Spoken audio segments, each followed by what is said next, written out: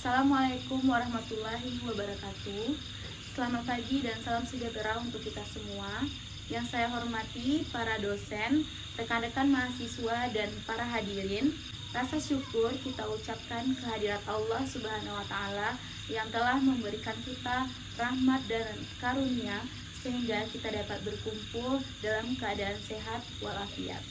Tak lupa salawat dan salam kepada Rasulullah Shallallahu Alaihi Wasallam yang telah membawa umatnya dari zaman kebodohan ke zaman yang berilmu pengetahuan seperti yang kita rasakan saat ini. Hadirin yang saya banggakan, kita hidup di masa era digital. Hampir semua kegiatan yang kita lakukan itu berhubungan dengan teknologi dan kecanggihan. Menurut data Reportar 2025, jumlah pengguna internet di Indonesia telah mencapai 212 juta orang atau sekitar 74,6% dari total populasi yang ada. Angka ini menunjukkan betapa besar pengaruh dunia digital terhadap kehidupan kita, khususnya di kalangan remaja atau generasi muda.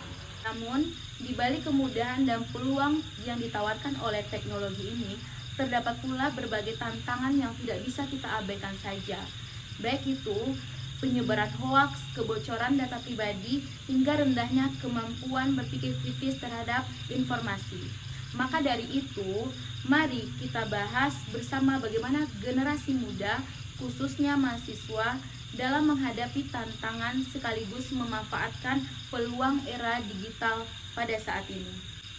Hadirin yang saya hormati, era digital telah mengubah cara kita belajar, bekerja, dan juga berinteraksi.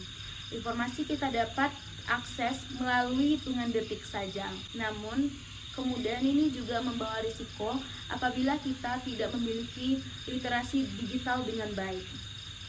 Menurut Kementerian Kominfo 2024, program Gerakan Nasional Literasi Digital memang telah menjangkau jutaan masyarakat, tetapi masih terdapat kesenjangan kompetensi, terutama dalam hal verifikasi informasi dan keamanan data pribadi. Inilah sebabnya mengapa literasi digital menjadi penting untuk mahasiswa masa kini. Literasi digital bukan sekedar mampu menggunakan media sosial atau aplikasi, tetapi mencakup 3 aspek. Yang pertama, kemampuan informasi, yaitu terampil dalam mencari, memilih, dan memverifikasi kebenaran informasi. Yang kedua, etika digital, yakni kesadaran untuk menggunakan digital dengan cara yang sopan dan menghormati privasi orang lain. Yang ketiga, keamanan digital, yaitu kemampuan menjaga data pribadi dari pencurian orang yang tidak bertanggung jawab. Selain menghadapi tantangan itu, kita juga melihat peluang besar yang terbuka di era digital. Menurut World Economic Forum 2025, keterampilan seperti berpikir kritis, adaptasi teknologi, dan kreativitas menjadi kemampuan paling dibutuhkan di dunia kerja pada masa depan. Artinya, mahasiswa yang mampu menguasai keterampilan digital akan memiliki daya saing yang lebih tinggi. Sebagai generasi muda, kita memiliki tanggung jawab tidak hanya menjadi pengguna teknologi, tetapi juga menciptakan inovasi. Kita bisa memulai dari hal sederhana, contohnya saja mengikuti kursus daring tentang digital skill. Kemudian juga bisa membuat portofolio digital. Hadirin yang saya hormati, kita tidak bisa menolak era digital ini karena perubahan zaman makin hari akan makin berkembang.